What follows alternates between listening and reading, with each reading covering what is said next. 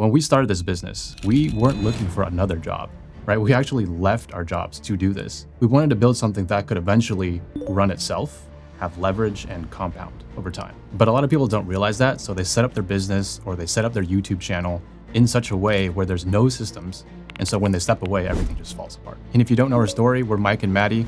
We're brothers who both left our jobs as doctors. We started our own YouTube channel, grew to over 1 million subs, and now we run multiple YouTube channels. So we're gonna show you the exact systems that we built to allow our YouTube channels and our business to run themselves. So the big problem with YouTube entrepreneurs is that they trap themselves with their YouTube channel. They don't have systems because they are the system. Like they do everything themselves, from coming up with ideas to editing the videos, to publishing the videos, and it's just all stuck in their head. Every business will eventually need systems. Take, for example, you worked at a Coffee Bean, right? As a barista? Yeah. What would happen if your manager just didn't show up to work one day? Things would still happen, or? Yeah, things were fine. So everything would still run because all the systems were in place.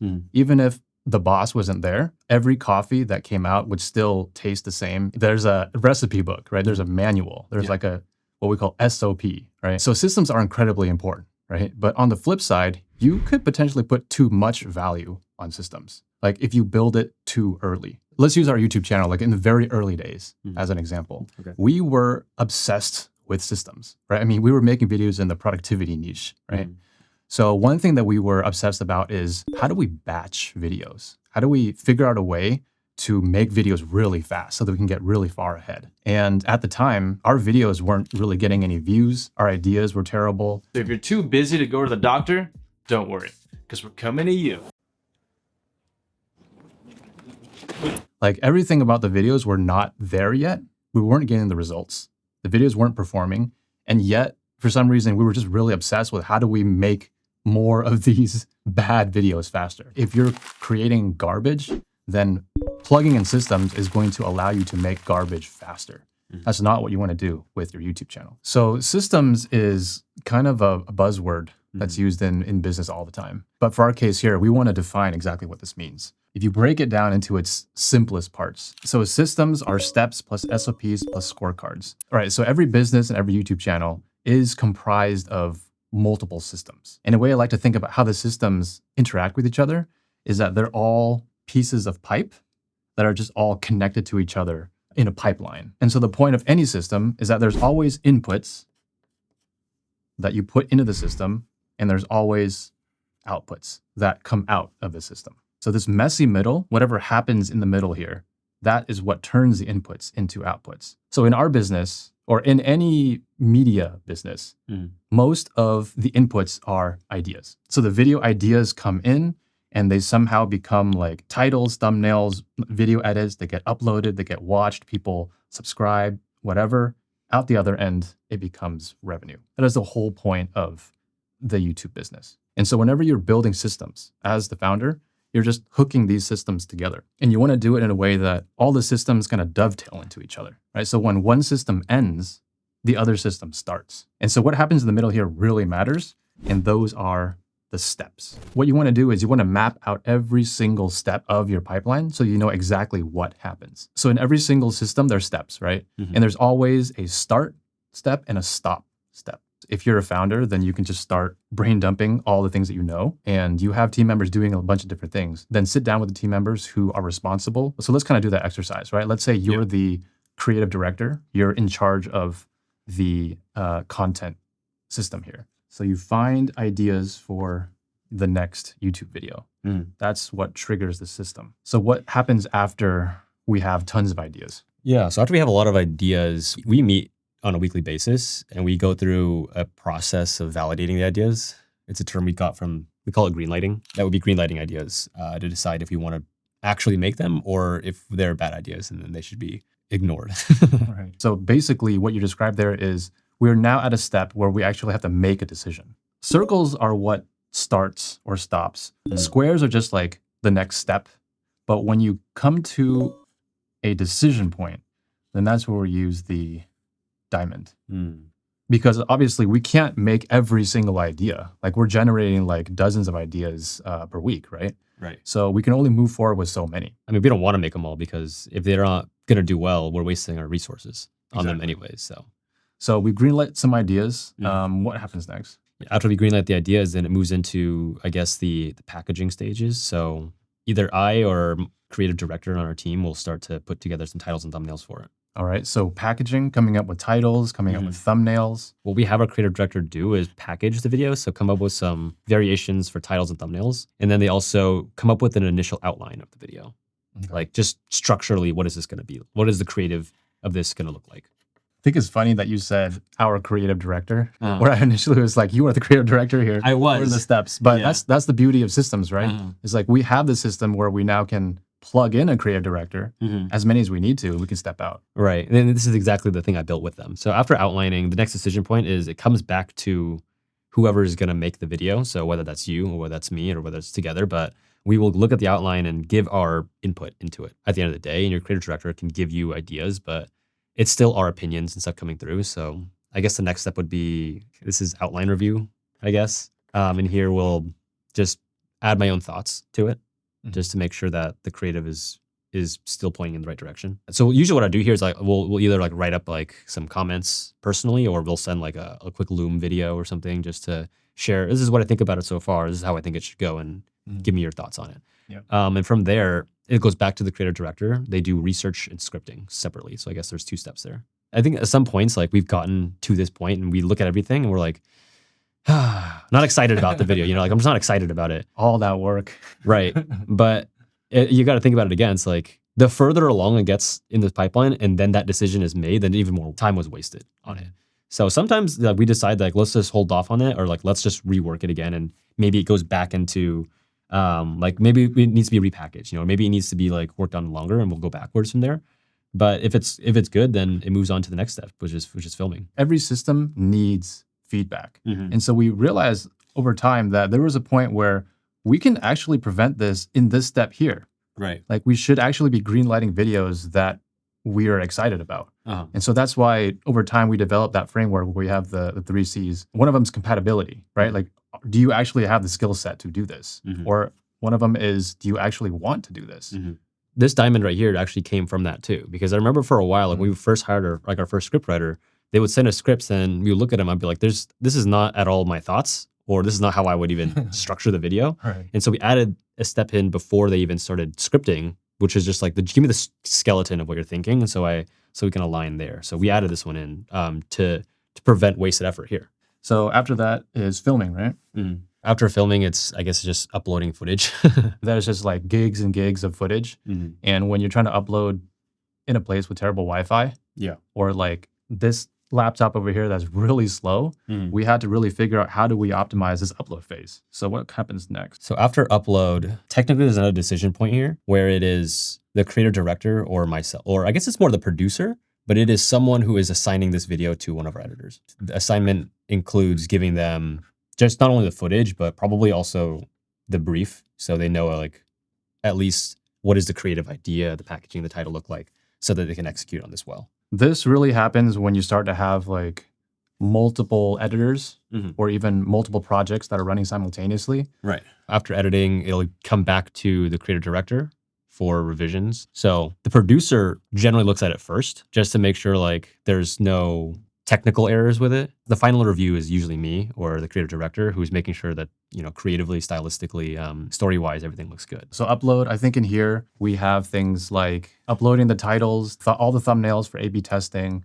all the metadata, tags, timestamps. Once it's uploaded, then I guess scheduled and publish. Yeah, I will say there's there's almost a parallel running pipeline here as well for someone who's making the thumbnail, but it's basically the same steps like this, and they converge right here at the final review. It's like we're reviewing final thumbnails and the final video and everything together. It starts here, right? Yeah. So the packaging, the thumbnail sketch happens, and I'll just draw like a dotted line because it's actually happening in the background.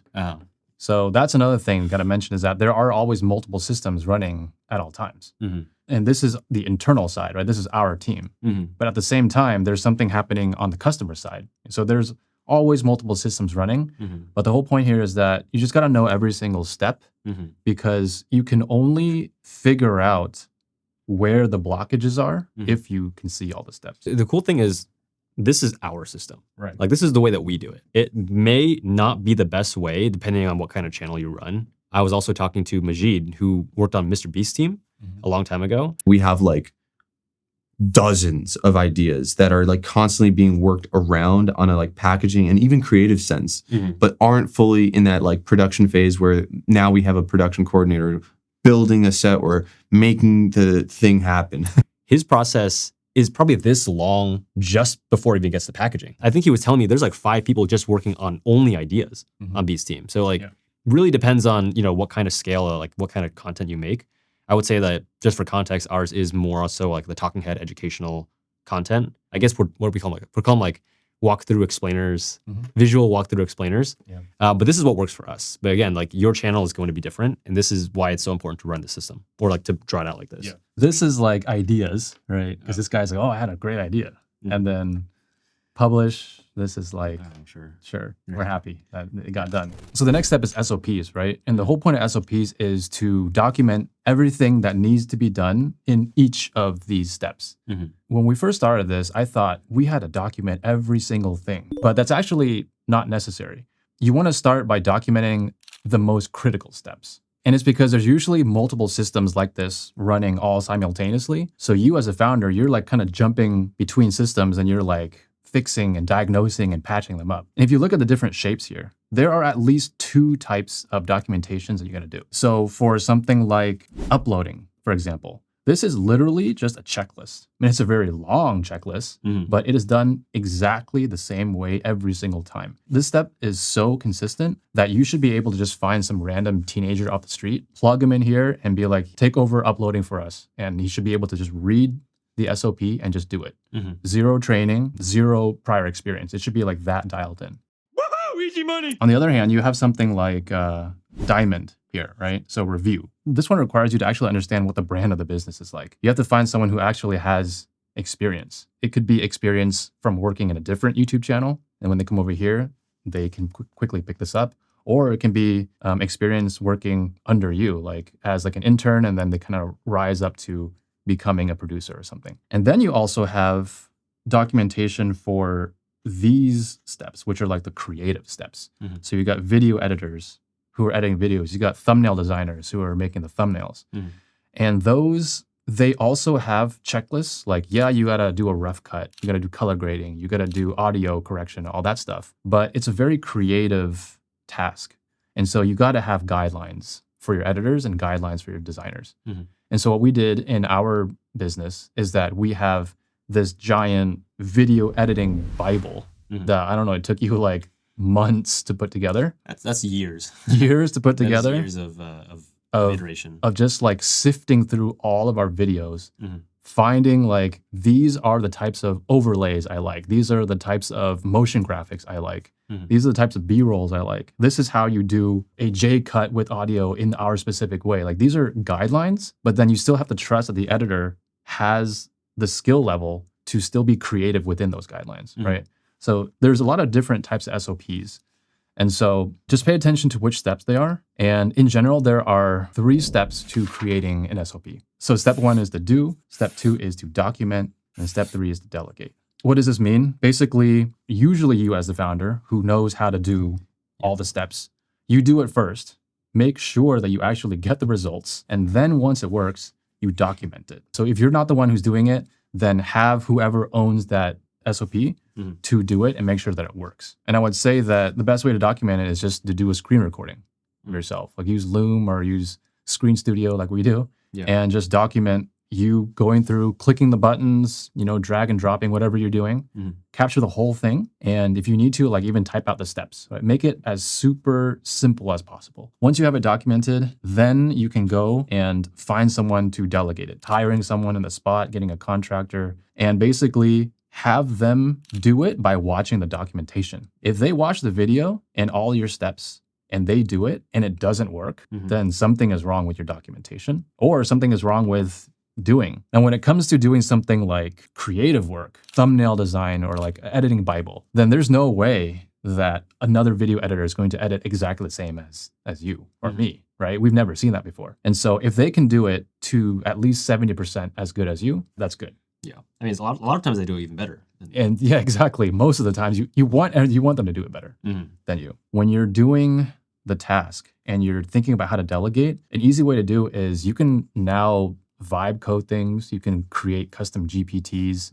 You can automate a bunch of things, create templates. All those templates and shortcuts, software that you build, all those things can be put into the documentation to make it so easy for the person. Then you just go and just click a button and it'll just process everything for them, then fine. Yeah. But someone still needs to click the button. So you do, document, and then delegate. And so I was saying that doing it 70% as good as you means that it's good to go. How do you measure 70%?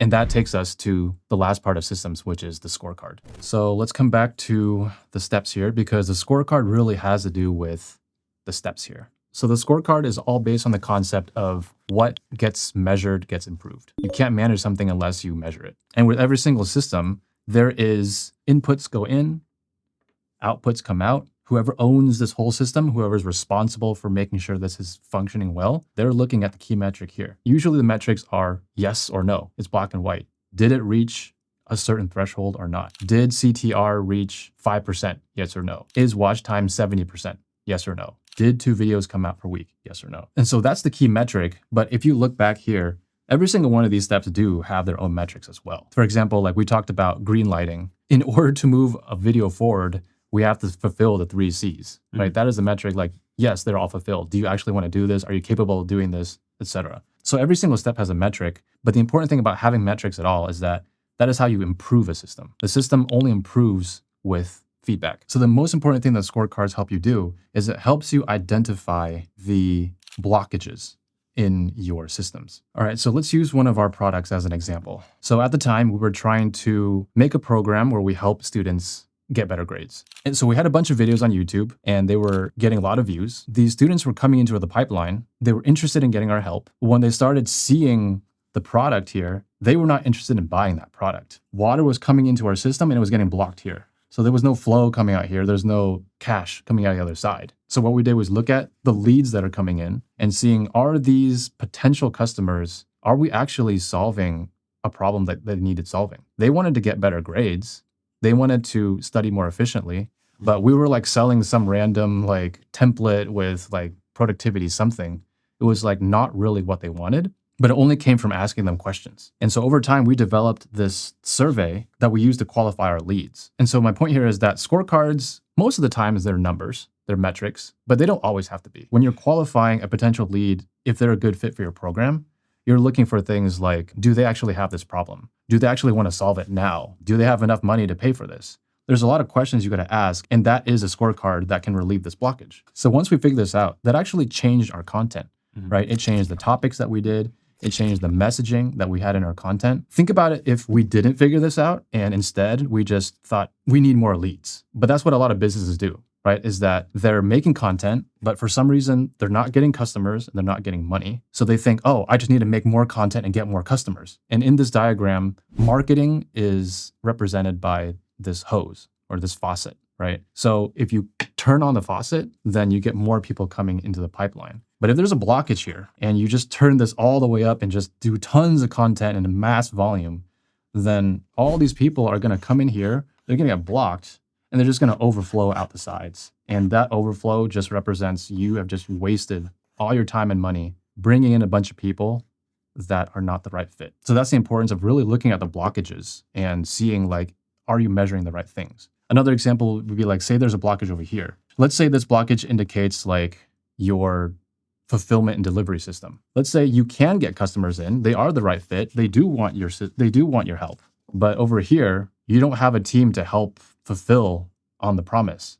And so all these customers are coming in and they're getting stuck here. Maybe you have like 100 customers a day and you like have not enough time in your calendar to onboard all of them. Then you're just getting blocked here again, and then it's just going to backflow and leak out again. But if you zoom out, your businesses will have blockages over time. Blockages will happen no matter what. But it's your job as a founder to identify where the blockages are and then figure out what is the score to relieve those blockages. Probably the most common one, if you're running a YouTube channel that you're most familiar with, is that there's just a blockage right here in the very beginning. Is that you're making videos and you're just not getting any views, right? Your videos are not performing. They're not attracting the people that you want, and you're not making any money from it. So you got to relieve that blockage. Mhm. And most oftentimes, it's probably having to do with one of those steps in your content system. And the way that we do in our business is that when you have weekly meetings, basically what you do is you show up with your numbers for the week. And when you report your numbers to the leadership, very easy to see, like, did the number meet the threshold? Yes or no? Mhm. And you go down the line and you figure out. Yeah, and that whole process of coming together as a team and just kind of reporting on your metrics, reporting on your scorecards, something that we picked up from Gino Wickman's book, Traction. He basically says there should always only be one person owning a system. If there's two people or more, then no one owns the system because they're just going to wait for the other person to do it. Mhm. And each owner should have like no more than 3 metrics. More than that, and you're probably measuring too much. All right, so zooming out again, systems equals steps, SOPs, and scorecards. Your job is to build these systems, make sure they work, document everything, and then delegate it to someone with scorecards so that you know that they're succeeding. And once you get really good at this, you basically become an operator. You can remove yourself from the system and it should be able to run without you. That's how you build a business that runs itself. And once you've built a system and you've removed yourself from it, you move on to the next system. Zooming out even more, like once you have the entire system of, this YouTube business dialed in, you can start another channel. And that's kind of what we did, right? We're operating multiple channels. And if you want the exact templates to all of these that we've built in our own business, then we've actually created the Creator Company OS, which you can check out in the link below as well. It's the exact systems that we use in our own business right now and the exact ones that we use to operate multiple other YouTube channels.